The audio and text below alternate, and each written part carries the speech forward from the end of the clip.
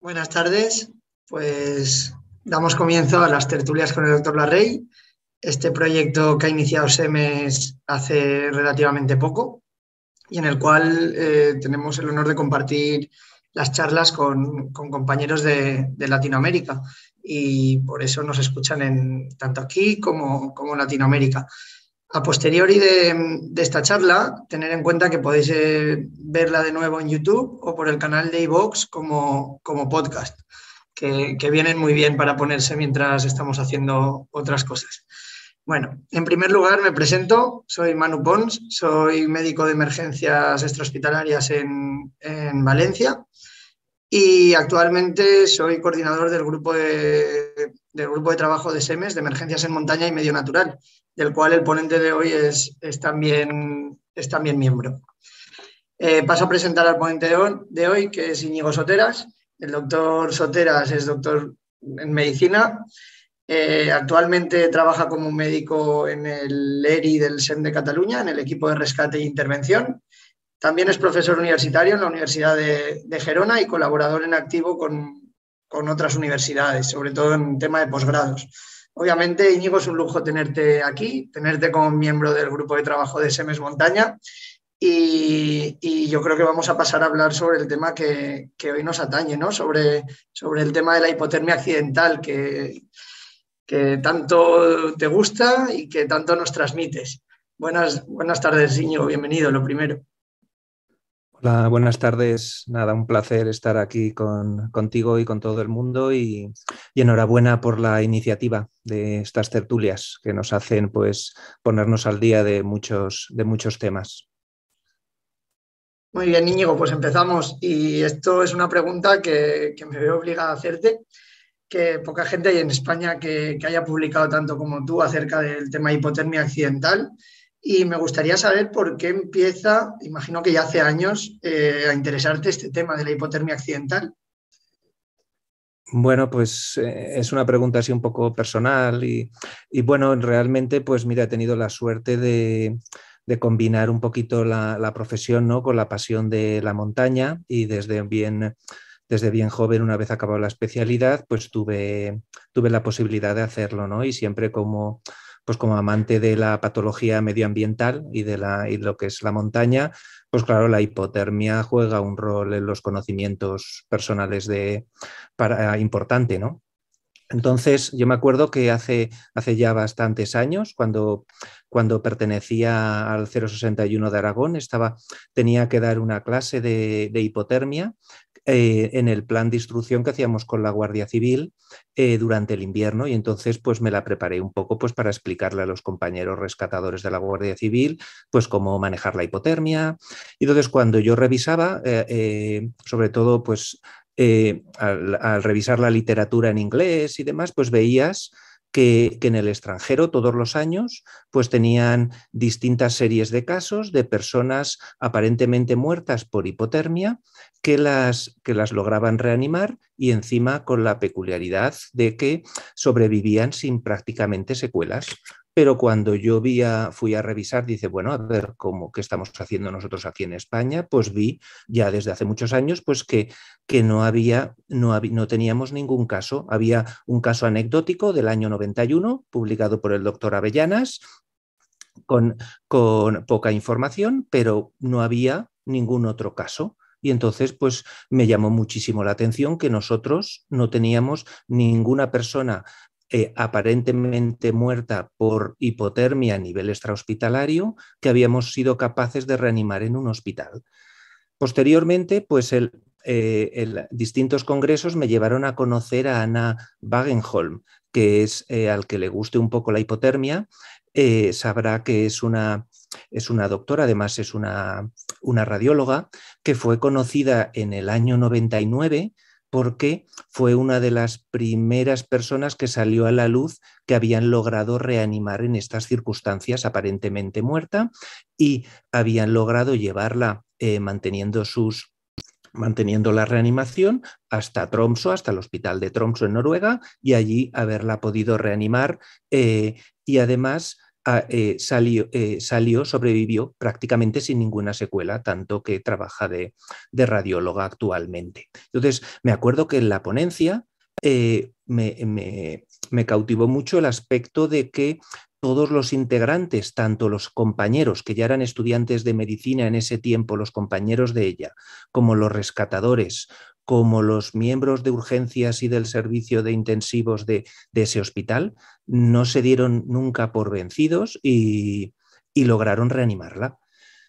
Luego, posteriormente, cuando ya me trasladé a Cataluña, yo vivo ahora actualmente en una zona del Pirineo que podemos pensar que es con una orografía cómoda y poco dura, pero que es los Pirineos Orientales, aquí en Cataluña, pero enseguida, poco tiempo de mi llegada al Pirineo Oriental, pues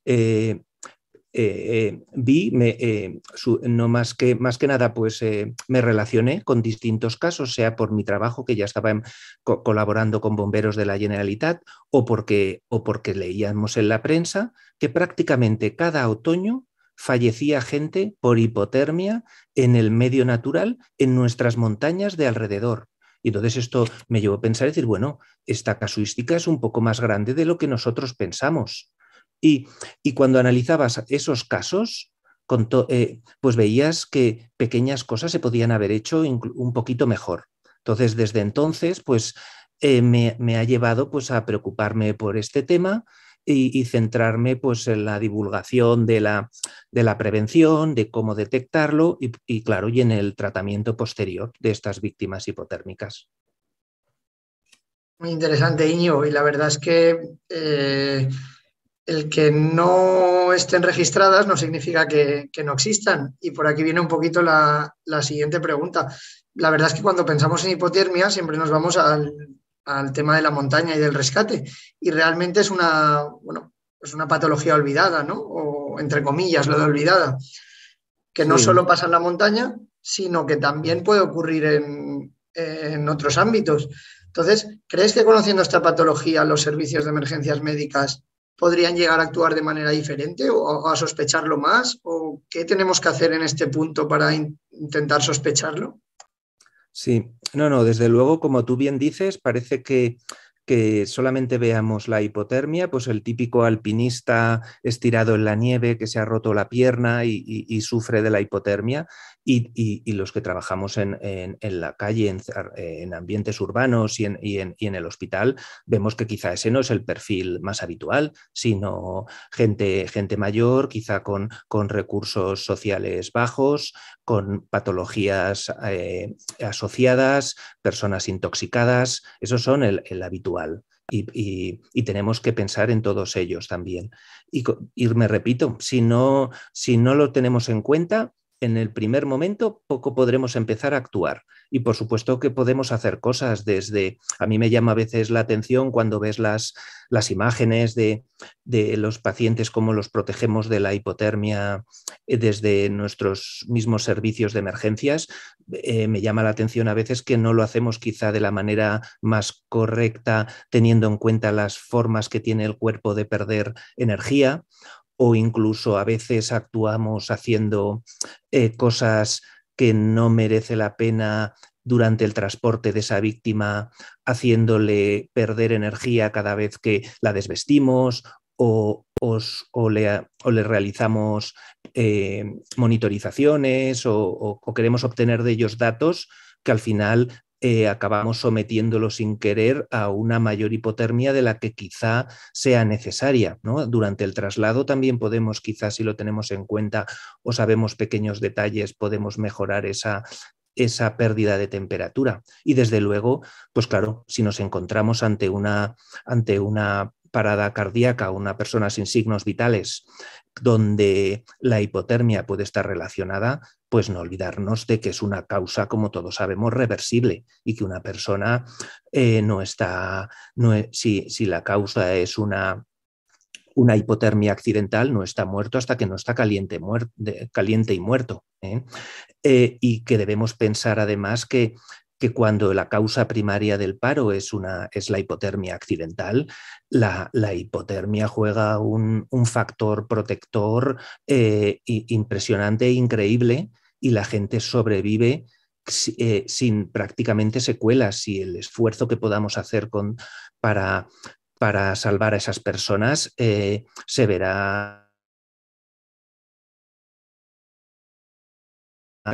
casi prácticamente sin secuelas. Muchas gracias, Íñigo. Y en este aspecto, bueno, tengo que comentar que el doctor Soteras ha publicado recientemente un punto de vista en la revista de emergencias sobre la hipotermia accidental. Y en este artículo, referenciando a Kosinski, creo que es, hablas de infradiagnóstico de la hipotermia, un poco lo que estábamos hablando hasta ahora, del tema de que es una patología olvidada, aunque es una de las causas reversibles del paro cardíaco. Aparte de los motivos que has dado, ¿crees que hay algún motivo más de ese infradiagnóstico o de ese olvido por esta patología a nivel de medicina extrahospitalaria?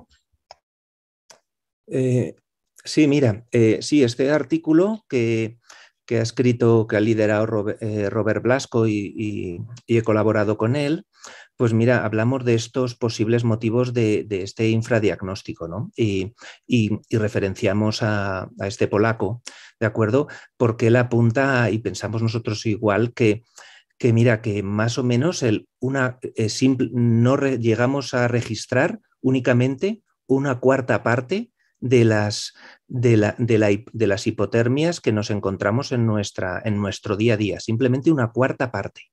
Y que esto, sobre todo, se hace más evidente cuando tú no la esperas, en los lugares, en los centros médicos, en los lugares donde es menos habitual, lógicamente.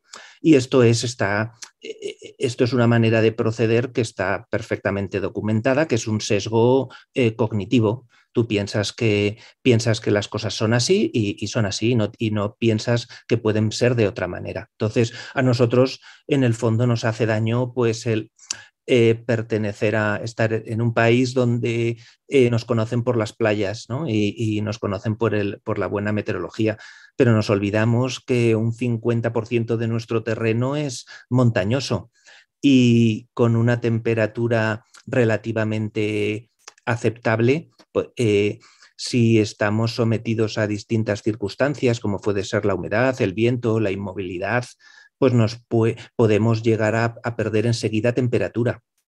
Entonces, desde luego que nosotros, uno de nuestros problemas que tenemos fundamentales es ese sesgo cognitivo. Y además, otro hecho que se apunta muy bien al por qué pensar de que no diagnosticamos lo suficiente es que no lo tenemos tan fácil como un glucómetro, como un aparato de tensión que tenemos en cualquier sitio.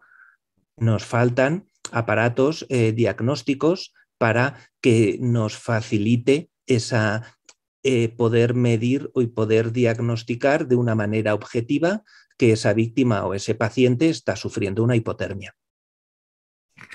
En este mismo artículo de punto de vista, Íñigo, llama la atención también el tema de que no hay datos registrados en España sobre la incidencia de hipotermia o de hipotermia accidental. ¿Por qué crees que es importante? Te iba a preguntar si crees que es importante registrar estos datos, pero como considero que es una obviedad, te pregunto ya directamente el por qué crees que es importante que tengamos un registro de esta patología. Bueno, si no registramos, pues es difícil saber la magnitud del problema, ¿no? Muchas veces cuando vamos a solicitar recursos o vamos a presentar distintos proyectos, pues parece que es una patología que está lejos, ¿no? Que la ven simplemente en los países escandinavos o otros países que están en unas latitudes mucho más al norte. Entonces, hay que registrar. Lo que pasa que ya sabemos, ¿no? Lo que nos cuesta registrar los diagnósticos habituales de un paciente en urgencias por nuestra sobrecarga habitual de trabajo. Los diagnósticos, lo que nos cuesta. Imaginaros las causas externas, imaginaros, pues todo se hace más complicado. Y si esto le añadimos, como decíamos, que tenemos encima que no disponemos de facilidades diagnósticas para tener en cuenta este esta patología y encima estamos sometidos a este sesgo cognitivo, nos lleva a que son puntuales los registros sobre hipotermia que hay y nos cuesta mucho buscar bibliografía o información sobre esta patología. Muy interesante, si te parece, porque yo creo que tenemos oyentes que serán expertos en hipotermia, también tendremos otros que a lo mejor no han oído hablar tanto. Por ponerlos un poquito en contexto, si te parece, pasamos a hablar un poco de algunos aspectos generales de la hipotermia accidental. Íñigo, ¿cómo se definiría a nivel teórico la hipotermia accidental? Pues mira, la definición, por así decirlo, es sencilla. Es cuando nosotros perdemos más calor del que podemos generar. Nosotros tenemos un metabolismo, ¿no?, basal que genera una determinada energía que enseguida lo multiplicamos a la mínima que hacemos ejercicio. Y ese es, por así decirlo, nuestro metabolismo, nuestra fuente de generar, ¿no?, calor, sobre todo en las vísceras mayores y luego a nivel celular. Pero claro, en determinadas ocasiones, sea por las inclemencias meteorológicas, sea por algún trastorno de enfermedad subyacente, algún problema traumático que no nos podamos defender, se llega a que perdamos más calor del que podamos generar y llega un momento que nuestro sistema de regulación de la temperatura pues falla y nos vemos abocados a ser un objeto fuera de lo que nosotros somos habitualmente como animales homeotérmicos. Nos dejamos ya sufrir por la intemperie. Desde luego se puede definir como cuando perdemos más calor del que podemos generar y nuestra temperatura central, no la periférica, no la de la piel, sino nuestra temperatura central es de menor a 35 grados. Esa sería la definición de la hipotermia accidental. Para medir la temperatura corporal central, corrígeme si estoy equivocado, empleamos sondas esofágicas o rectales. Los servicios de emergencias médicas que no posean de este tipo de sondas para medir la temperatura corporal central, ¿cómo podría diagnosticar o sospechar la hipotermia el profesional que esté en uno de estos servicios que no tenga estos medios? Pues mira, desde luego que entramos en uno de los problemas que tenemos, ¿no?, la medición de la temperatura central, cómo accedemos a esa temperatura.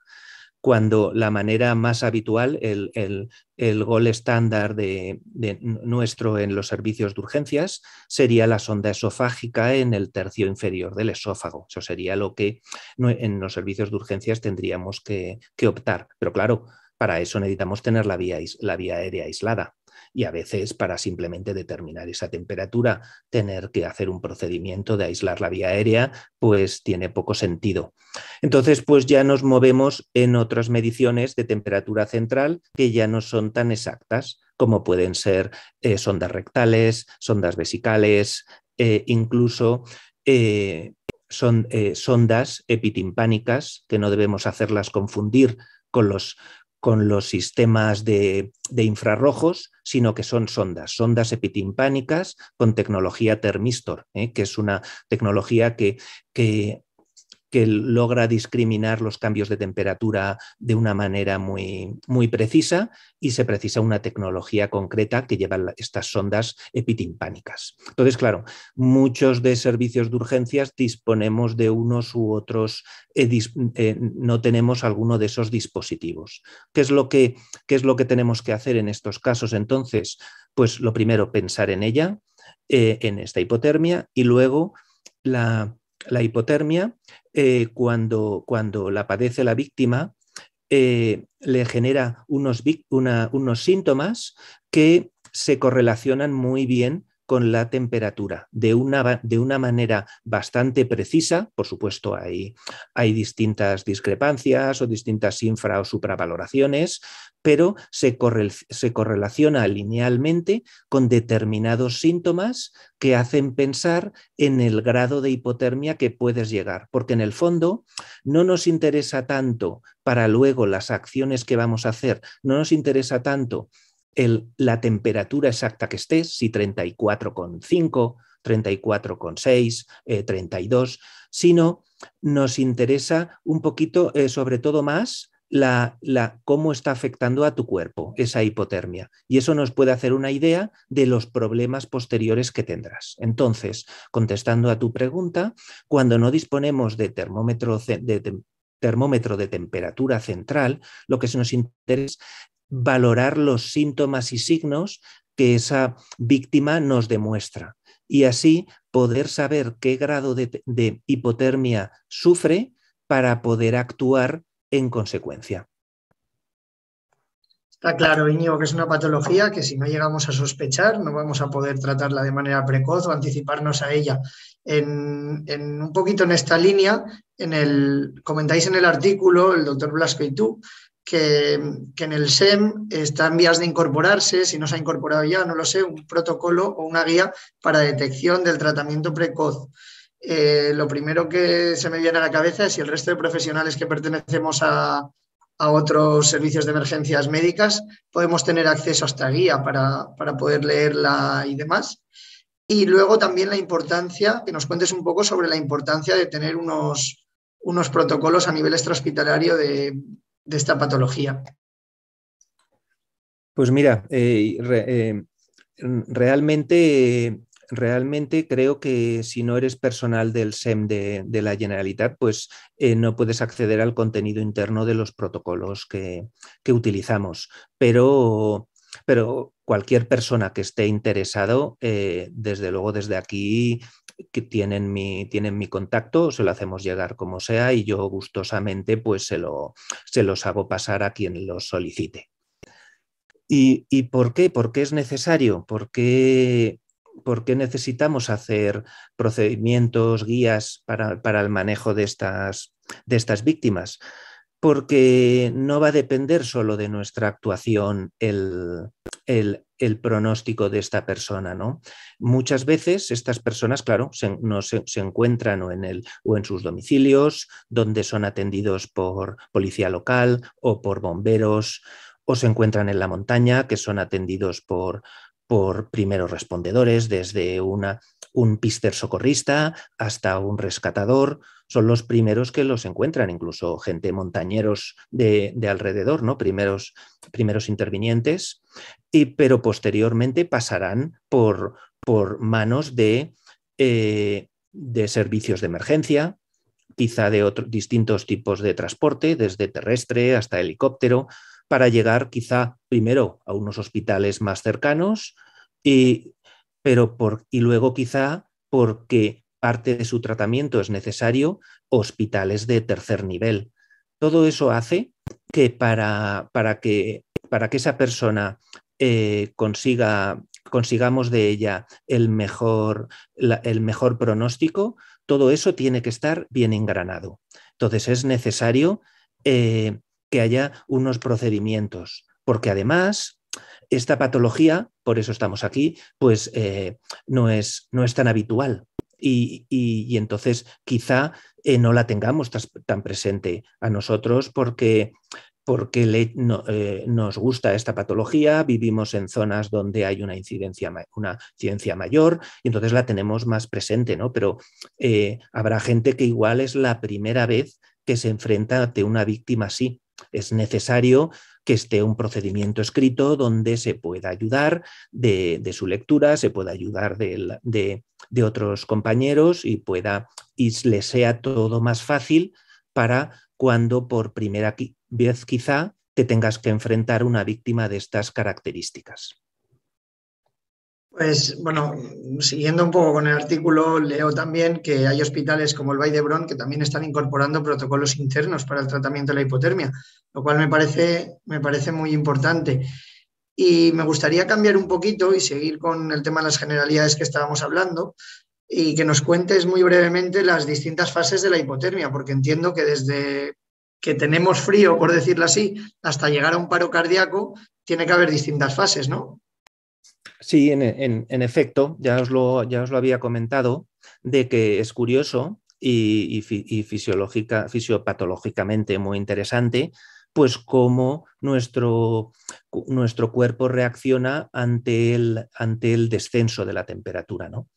Nosotros de entrada es como muchos problemas que tenemos, nuestra primera manera de defendernos de la hipotermia es a través del estímulo simpático y entonces pues hace que nos defendamos igual que si tenemos un problema físico o una agresión física, ¿no? Nos ponemos más taquicárdicos, más hipertensos, generamos más energía e intentamos salir de ese daño externo que nos está produciendo la hipotermia como podamos, de una manera con comportamiento, ¿no? De una manera incluso, y luego después de una manera física, ¿no? Que es a través de ese estímulo, ¿no? Entonces, en líneas generales, todas nuestras funciones vitales en un primer momento aumentan. Desde la glucogenólisis hasta la frecuencia respiratoria, hasta la frecuencia cardíaca, el gasto cardíaco, todo aumenta en los primeros estadios de la hipotermia para intentar defendernos. Pero luego, paradójicamente, la hipotermia juega un rol importante en el descenso de nuestro metabolismo y hace que cada vez necesitemos, quizá como medida como para que lo entendamos un poquito más fácil, ¿no? Una especie de letargo, como si quisiéramos hibernar, como si el frío nos hiciera el quedarnos hibernando hasta que pasase. Y esto repercute en la manera de fisiopatológicamente en nosotros en un descenso de las funciones vitales. Primero, ¿cómo lo podemos llegar a notar enseguida? Pues con que luego quizás salga el tema, es que de nuestras funciones cognitivas, ¿no? Y seguro que a ver si luego hablamos de este tema. Lo primero que vemos es nuestras funciones cognitivas, cómo van disminuyendo. Es nuestra primer dato, que vemos que esa persona pues empieza a tener decisiones erróneas, pronuncia mal las palabras, tartamudea. Si pudiéramos cogerle el pulso, pues veríamos que empieza a aparecer ya a 34 grados pues bradicardia. ¿De acuerdo? Empieza a haber ya un descenso de nuestra frecuencia cardíaca. También empezamos a tener problemas de coordinación, nos caemos o nos tropezamos con más facilidad.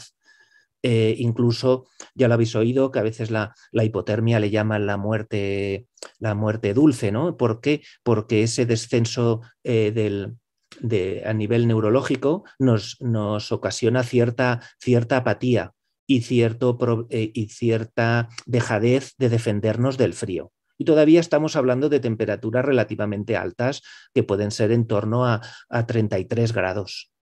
A 32 grados, un poquito inferior, ya empieza a haber cierto riesgo de irritación cardíaca. Pueden aparecer ciertas arritmias cardíacas no peligrosas por problemas de nuestra membrana celular que origina el frío. Nos estamos desconectando del entorno a esos 32 grados. Y además hay un tema muy importante que es que a esa temperatura suele desaparecer el temblor.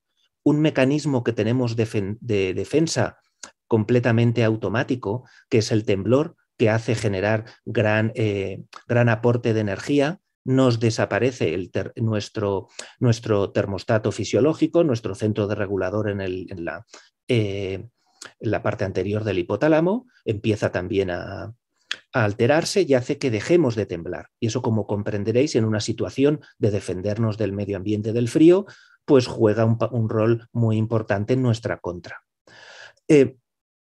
Otro hecho también importante es que a 30 grados empiezan a aparecer cada vez más arritmias y nuestro corazón cada vez es más irritable a distintos problemas hipóxicos, metabólicos para producir arritmias a nivel cardíaco. Pero además desaparece nuestro efecto vasoconstrictor. Todos cuando tenemos frío enseguida vemos que la piel se nos queda más fría porque existe una vasoconstricción defensiva que hace de que la sangre caliente se nos quede acumulada dentro del cuerpo. Pues a 30 grados desaparece esa vasoconstricción periférica que hace que quizá hayáis oído también en la literatura, incluso la literatura no médica, de ese famoso desnudo paradójico, que no es otra cosa que el cese de la vasoconstricción periférica y el aporte de nuevo de gran cantidad todavía caliente de sangre a nivel de la piel, que hace que la persona con un deterioro cognitivo note un calor desmesurado en los receptores de la piel térmicos que le origine una falsa sensación de calor que, como repito, con esa alteración neurológica que llevas asociada, haga que te desvistas. Entonces, a los 30 grados suele desaparecer nuestro efecto de vasoconstricción. Y así, poco a poco, a nivel neurológico van descendiendo nuestras funciones hasta que más o menos en torno a los 24 grados de temperatura central es muy difícil detectarnos signos vitales. No es que no los tengamos, es difícil detectarnos por esa hipotensión, bradicardia, ¿de acuerdo? Es difícil detectarlos. Posteriormente, nosotros a unos 22, 20, empezamos a tener, ya a sufrir fibrilación ventricular, para que posteriormente, en torno a los 19 grados, pues suframos lo que se puede llamar una línea plana encefálica. Si nos pusieran un electroencefalograma, pues no detectarían incluso actividad cerebral. Pero no estamos hablando en ningún momento de que esa víctima está fallecida, ¿de acuerdo? Estamos hablando simplemente de que no somos capaces de detectarle estímulos, ¿de acuerdo? ¿Cuál es la temperatura más baja que hemos logrado encontrar, extraer a personas con vida? ¿De acuerdo? Pues hasta hace poco habían sido 13,7 grados, pero ahora hace unos años se ha publicado otro caso de un bebé que ha llegado a 11 grados con 8, la temperatura más baja habiendo podido reanimar a una persona con vida. Entonces, poco a poco, nuestro sistema metabólico en líneas generales va descendiendo sus funciones vitales de los distintos sistemas de aparatos, lo mismo, pero llega un momento que es tan indetectable que no sabemos decir si está fallecido o no hasta que no recalentamos a esa víctima. Íñigo, se nos está haciendo corta la entrevista, están entrando bastantes preguntas de los oyentes y te quería preguntar de manera muy rápida porque sé que hay primeros intervinientes, bien bomberos, bien guardias, rescatadores, que están conectados. Entonces, quería preguntarte un poquito por qué recomendaciones podemos lanzar a estos primeros intervinientes para iniciar una RCP o no en un caso de sospecha de hipotermia. Pues mira, lo primero que tenemos que hacer es identificar si nos encontramos ante una parada cardíaca por hipotermia. ¿De acuerdo? Lo siguiente que tenemos que hacer es intentar todo lo posible para activar los recursos necesarios. Vamos a necesitar soporte sanitario, medios de material necesario, el soporte sanitario necesario, pues seguramente ambulancia o helicóptero, depende de la zona donde estemos. Material necesario que llevarán esos equipos sanitarios o tenemos que llevar incluso o tendrían que llevar los rescatadores quizá, pues material de aislamiento al medio natural, y si está en paro cardíaco, suficiente material pues para iniciar una reanimación de calidad, que muchas veces las circunstancias hará que tenga que ser un cardiocompresor, soporte ventilatorio y iniciar la reanimación para que sea de una manera continua y lo más eficaz posible a un centro útil para tratar a esa persona, a esa víctima.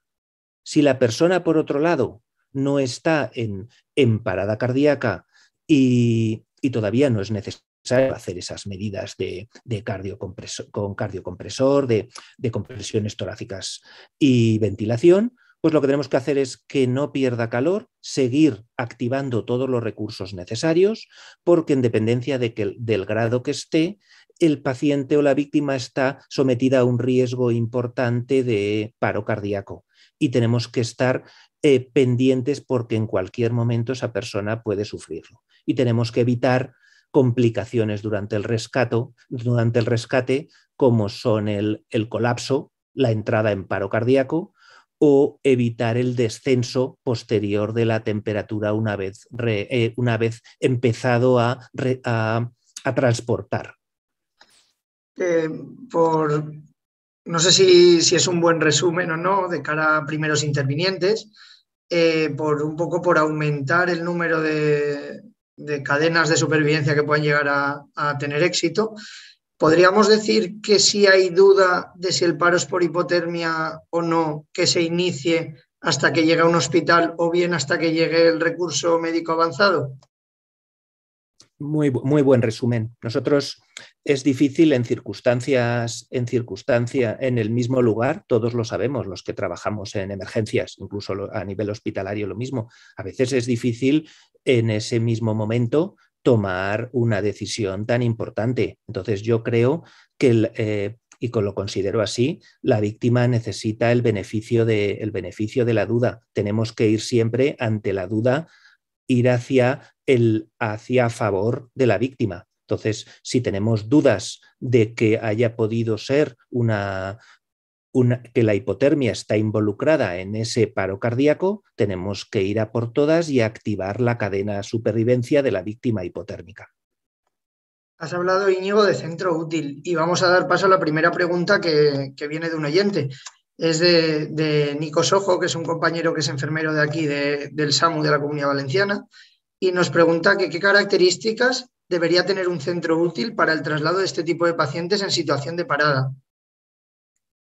Mira, el centro útil debería tener circulación extracorpórea y de ellas la ECMO es la que se ha demostrado que tiene una supervivencia mayor. Las cifras son altísimas de supervivencia, tanto que se hace pensar que al final la serie de casos incluso hay cierto sesgo positivo de haber puesto únicamente los casos que han ido bien, para que me entendáis, porque hay series de casos del 100%, para que veáis de gente conectada que se ha logrado conectar a la ECMO. Entonces, un hospital útil en paciente con paro cardíaco tiene que ser un hospital con ECMO. Solamente en el caso de distancias mayores de 6 horas o, por supuesto, circunstancias que ahora mismo ni se nos ocurrirían porque la realidad supera la ficción, pues podríamos pensar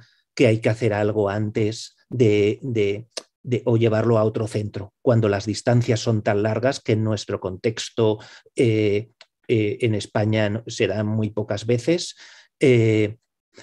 sería esa posibilidad, si no, a un centro con ECMO. En esta línea, Antonio Peña pregunta también que ECMO en hipotermia en hospitales de referencia, obviamente la respuesta sí o que sí, ya has comentado, pero ha preguntado si llevar equipos ECMO al lugar, si existe la posibilidad de materiales y personas entrenadas, podría ayudar a aumentar la supervivencia respecto a llevar al paciente al hospital. No sé si hay algo publicado, si no. Muy buena pregunta. Desconozco actualmente si hay algo publicado. No te lo puedo asegurar porque cuando desconoces algo, pues no te sé decir un no rotundo. Son distintas maneras de actuar. Nosotros, por otro lado, piensa que en muchos sitios muchas víctimas se dan en entornos hostiles. El llevar estos aparatos a entornos tan hostiles no sé si podría funcionar. Desde luego hay experiencias en otros contextos que están siendo estudiadas. Por ahora desconozco si hay en hipotermia accidental alguno de estos estudios, pero podría ser una opción. Íñigo Salvador Espinosa nos pregunta, has hablado con el tema del potencial arritmógeno de esta patología y nos pregunta por la desfibrilación en temperaturas menores de 30 grados, que si a tu juicio se debería esperar a que el paciente esté por encima de esa temperatura para desfibrilar. Muy buena pregunta. Siempre, hombre, tú ves una desfibrilación y no desfibrilarla cuesta, ¿sabes? Pero sabemos que la causa muchas ocasiones es la misma temperatura, que seremos poco eficaces hasta que subamos por encima de 30 grados. ¿Qué es lo que recomiendan las guías? Y eso que la americana respecto a la europea tampoco se ponen de acuerdo. Recomiendan las guías que, bueno, que dale 3 intentos. Al menos así te quedas un poco satisfecho de que has hecho algo, pero no descargues tu monitor como ha pasado, ya hay casos publicados. No descargues el monitor e interrumpas tantas veces la reanimación mientras tenga una temperatura por debajo de 30 grados. Con esto que ha contestado la pregunta a Salva Espinosa, y Antonio Cid, que es otro compañero del grupo de trabajo de montaña, nos pregunta qué hay de la evidencia sobre el after drop, que es un factor muy importante o es menos influyente de lo que se pensaba. Mira, sobre todo antes, hace años, se pensaba que era todo un paradigma y que dependía mucho. Bueno, lo primero, igual hay gente que no sabe lo que es el afterdrop. El afterdrop es, como dicen sus palabras en inglés, es el descenso posterior. ¿El descenso posterior a qué? A que lo hemos encontrado, a que hemos iniciado la reanimación. Entonces, ¿qué es lo que pasaba? ¿Qué es lo que veíamos en el pasado? Y lo seguimos viendo. ¿Qué es lo que vemos?